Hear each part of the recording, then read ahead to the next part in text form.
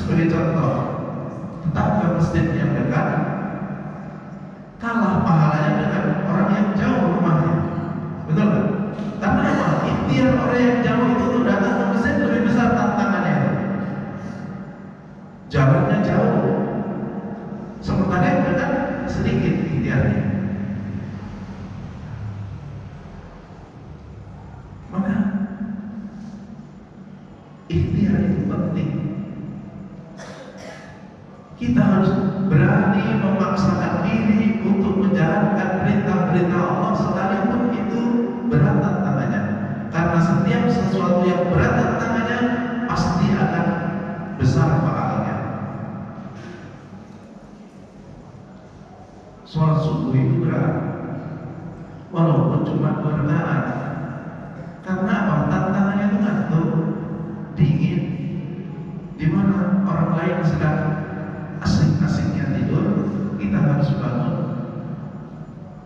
Maka sholat subuh adalah sholat yang paling besar pahalanya. Sholat sunat yang paling besar pahalanya adalah sholat qiyamul lail. Karena apa? Di tengah orang sedang nyenyak tidur, sedang berselimut, kita bangun. Untuk ukuran sholat sunat, maka sholat qiyamul lail atau sholat tahajud itu adalah pahala yang paling besar. Karena tantangannya berat, dan itu jarang orang yang mampu. Orang yang berinfak itu akan dilipat gandakan pahalanya. Karena apa? Tantangannya berat.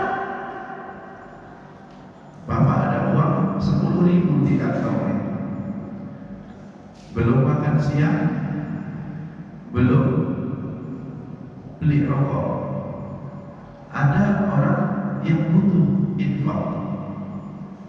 Kira-kira mana yang mau diselamatkan ya?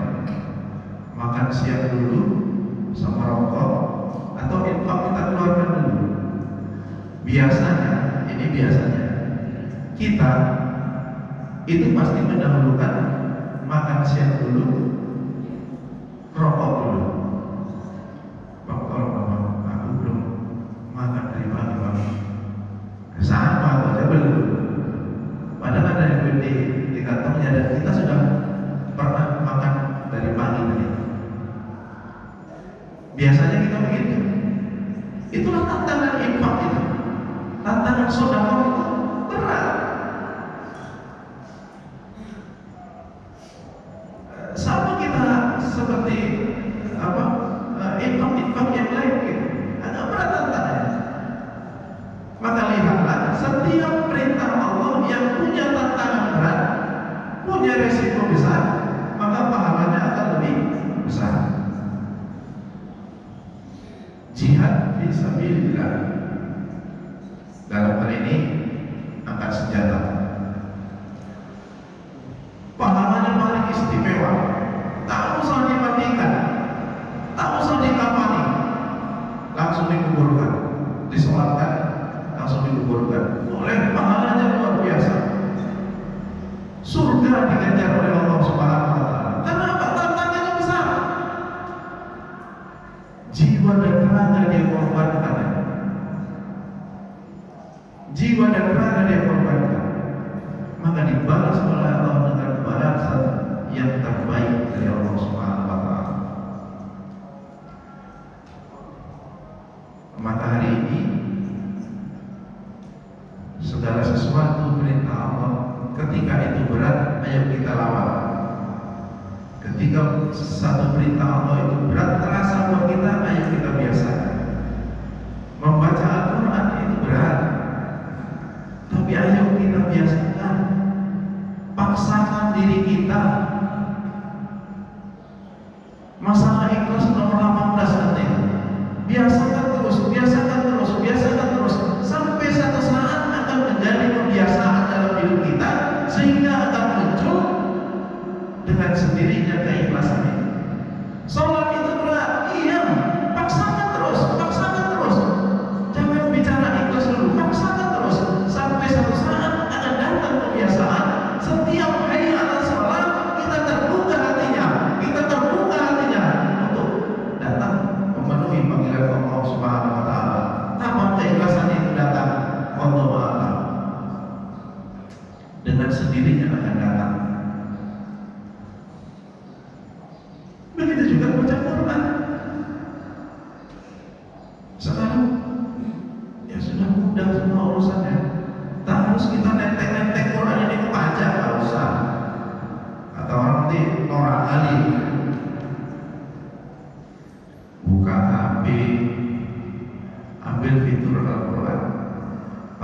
handset, apalagi yang perempuan paling gampang, handset tutup jilbab, kantongi HP-nya, rekam, hidupkan surat Yasin sambil bawa kendaraan, naik kereta, naik sepeda, nyetir mobil. Bismillahirrahmanirrahim. Yasin wal Qur'anil Hakim, innaka laminal mursalin ala siratim mustaqim. Terus itu kita putar-putar terus. Ketimbang kita putar lagu Ayu Ting Ting, Alamat Palsu, Kucing Garam, apalagi Trio Macan pula diputarnya. Lebih bermanfaat itu, tapi itulah tantangannya. Di angkot kita bisa, sambil naik kereta kita bisa. Insya Allah kalau itu sering kita mendengarkan, semakin hari akan semakin bertambah hafalan kita. Betul kan? Setiap hari kita putar pakai handset, sambil masak kita pakai handset atau HP-nya, putar Al-Quran itu. Karena apa? Membiasakan diri, mendekatkan diri dengan Quran. Berat. Tapi ketika kita sudah terbiasa, satu hari saja kita tidak baca Quran, akan terasa ada sesuatu yang hilang dalam hidup kita. Sama dengan sholat ini. Sekali aja kita lupa, ya mungkin karena ada kesibukan, kita tidak nyaman itu apa yang belum saya kerjakan ini. Padahal kita belum sholat zuhur. Ada sesuatu yang hilang, tapi kita tidak tahu gitu, karena lupa. Itu sering kita ya. Karena apa? Sudah terbiasa itu sholat itu kita kerjakan, sehingga sekali kita tidak mengerjakannya, akan terasa ada sesuatu yang hilang dalam hidup kita ya. Begitulah kalau sudah terbiasa itu. Orang latah, kan ada orang latah ya, asal ada saya coba. Berarti apa yang kita ucapkan dia pun ikut bukan? Karena apa? Dia terbiasa itu begitu. Dia melatih diri. Pertamanya enggak ya. Tapi karena sudah terbiasa, akhirnya jadi. Karena apa? Dibiasakan. Maaf, merokok juga begitu kan? Cerita orang yang merokok, dulunya itu sebatang ya. Karena kebetulan saya tak merokok. Katanya dulu sebatang, santing bertiga sama kawannya. Besok satu orang satu batang, besoknya 2 batang, terus tambah sampai satu hari 1 bungkus, 1 hari 2 bungkus, tambah terus. Kenapa? Terbiasa. Sehingga katanya ini, siapa yang nggak merokok macam ada sesuatu yang hilang, kata orang pecandu rokok. Karena apa? Sudah terbiasa ya. Belajarlah dari situ. Setiap kebaikan yang sudah kita biasakan, sekali saja kita tinggalkan, ada sesuatu yang hilang dalam hidup kita ya. Maka semuanya harus kita biasakan. Anak-anak kita kalau sholat Jumat atau mungkin ikut jamaah ke masjid, kita bekali uang 2.000 perak. Nah ini nanti masukkan kota infaknya, kalau ada kota infak lewat masukkan. Tujuan kita apa? Membiasakan anak ini berinfak. Dari kecil kita biasakan. Satu saat insya Allah, walaupun dia belum tahu dia itu apa tujuan infak, itu belum tahu. Tapi hari ini kita ajarkan, masukkan infak. Satu saat akan terbuka dan dia sadar kenapa orang tua dulu mengajarkan infak begitu. Sehingga ketika dia sudah balik, sudah dewasa, tanpa kita perintah pun mereka sudah infak sendirinya. Saya dulu kecil kalau udah sholat, itu orang tua saya itu bawa kayu bakar, main kejar-kejar, dikejar-kejar.